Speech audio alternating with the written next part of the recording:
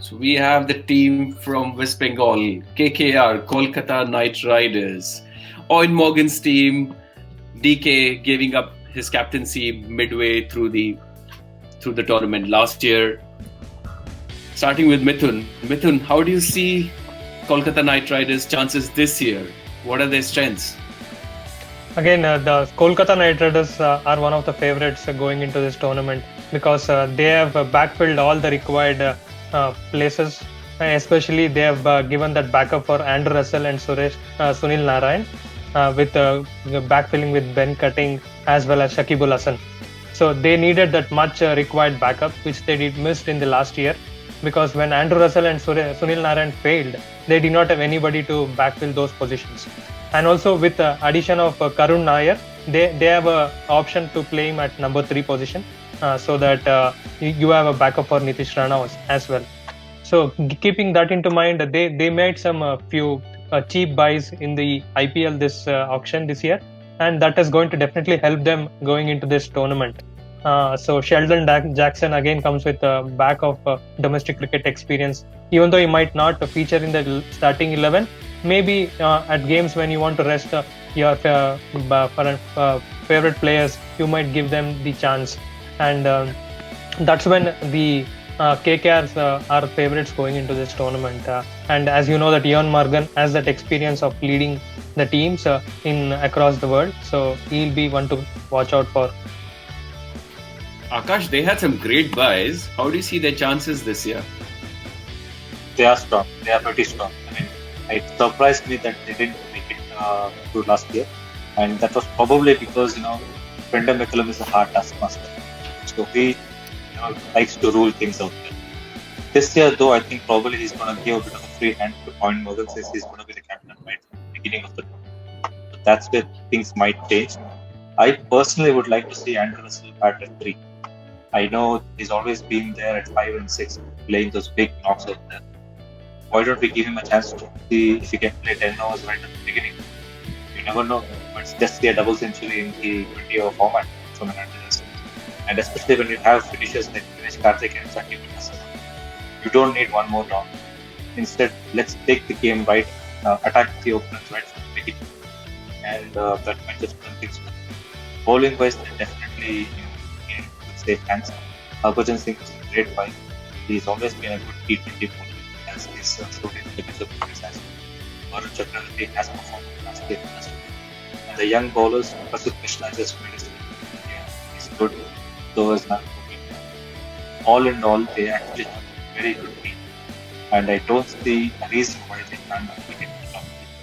And if they still fail, then I think there's something wrong at the back end. Right? Like how it happened last time. Vishak, how do you see KKR's chances this year? And do you see that Shakibul Hasan will straight away start, or they will go with Sunil Narayan to start with and then maybe look for other options? I think Shakibul Hasan was a very smart buy. I was pretty shocked that he did not go for much. It was a very cheap buy for them. And he's a very value-added player. He's almost a kind of a 3D player, what you get. That he is a good bowler, is a handy bat. He also fields pretty decently. So he's a 3D player, and he can be a finisher as well. I know people think of or Vijay Shankar when you speak about 3D, but this is completely different. So this is actual 3D players actually, and and one thing which I would like to say is if they get their batting order right, which they did not do last year, players were playing completely out of position. If you see, Ian Morgan was batting at 6 or 7, which is too low. He has to bat at 4. He is your best bat. He is your best batsman in the team. So he has to, and your captain, he has to take the responsibility, as Akash mentioned.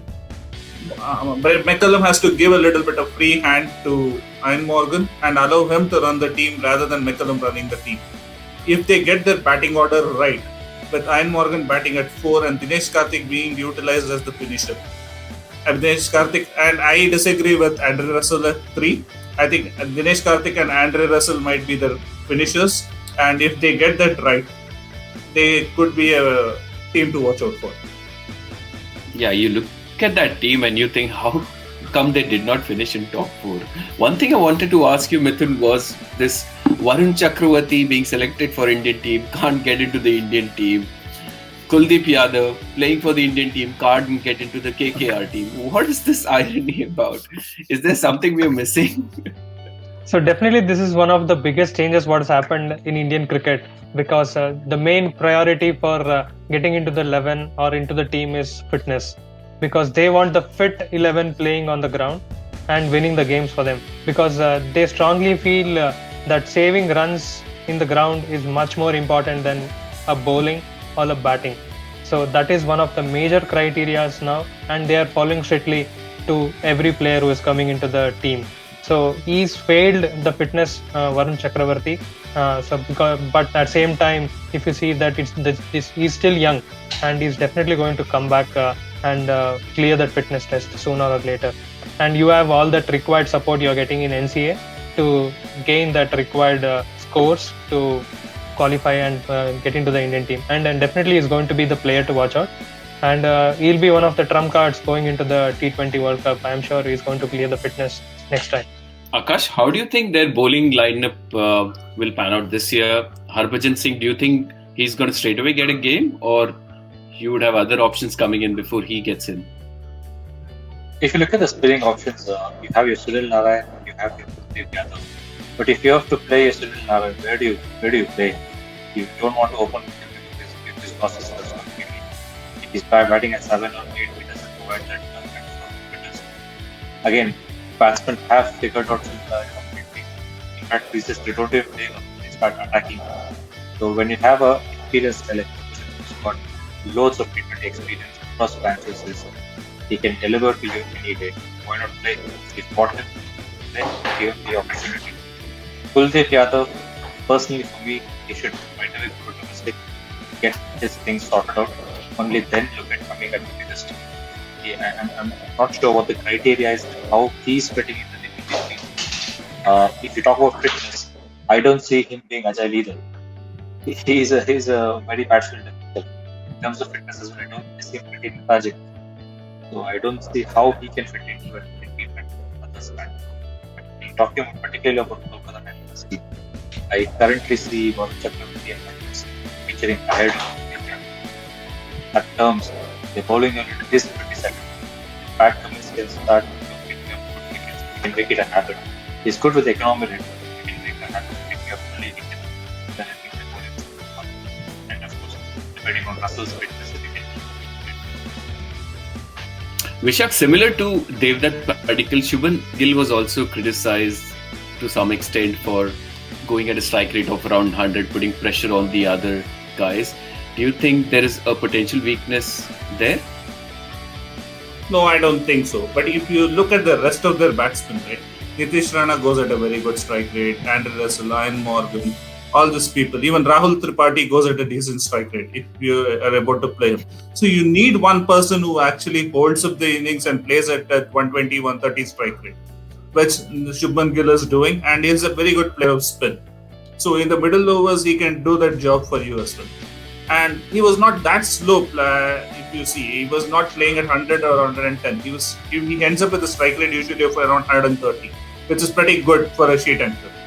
So I think that is a harsh criticism on Shubman Gill, and I think he is one of the players to watch out for in the Kolkata Knight Riders lineup this year.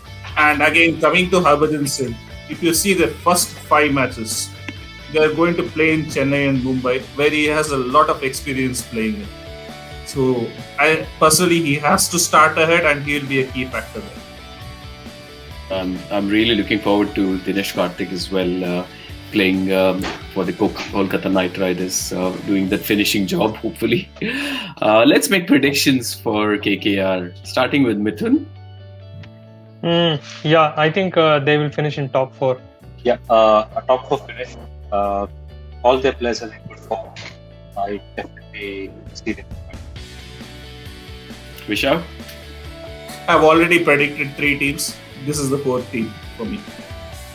I don't even remember what I've predicted, but I'm going to say, yeah, they should reach top 4. So will be fascinating to see how they go about. Always an entertaining team, KKR.